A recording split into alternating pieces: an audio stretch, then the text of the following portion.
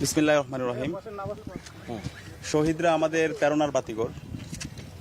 আমরা যখন হতাশ হয়ে পড়েছিলাম, শহীদরা আমাদেরকে রাস্তা দেখিয়েছে। আমরা আজকে এসেছি শহীদদের কবর জিয়ারত করার জন্য। শহীদদের রেখে যাওয়া যে আমানত, সে আমানত যথাযথভাবে যেন আমরা আঞ্জাম দিতে পারি। তাদের যে আকাঙ্ক্ষা, একটি বৈষম্যহীন ইনসাফভিত্তিক বাংলাদেশ বিনির্মাণ করা, সেই স্পিরিটটাকে নতুনভাবে পুনরুজ্জীবিত করার জন্য আমরা আজকে শহীদদের কবর জিয়ারত করতে এসেছি। এবং আপনারা জানেন, আমরা নির্বাচিত হওয়ার পর থেকে সারা দেশের মানুষ আমাদের জন্য দোয়া করছে। এবং গতকালকে আমরা কর্মসূচি দিয়েছিলাম শহীদ পরিবারের সাথে সাক্ষাৎ করা, শহীদদের কবর জিয়ারত করা। তো আমরা আমাদের জায়গা থেকেও সকল শহীদ পরিবারের কাছে যাওয়ার জন্য চেষ্টা করব, ফোনে কথা বলার চেষ্টা করেছি। তো মূলত শহীদদের আকাঙ্ক্ষা লালন করাই আমাদের উদ্দেশ্য।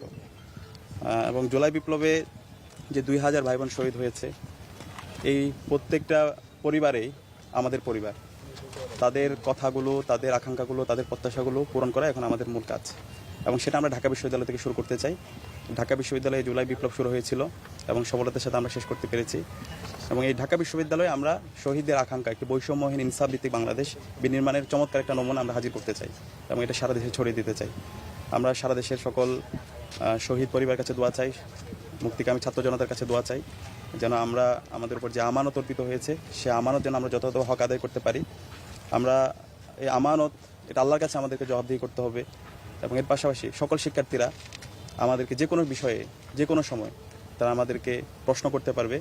আমাদের কাজ হচ্ছে কাজ করা, আর শিক্ষার্থীদের কাজ হচ্ছে আমাদেরকে প্রশ্ন করা।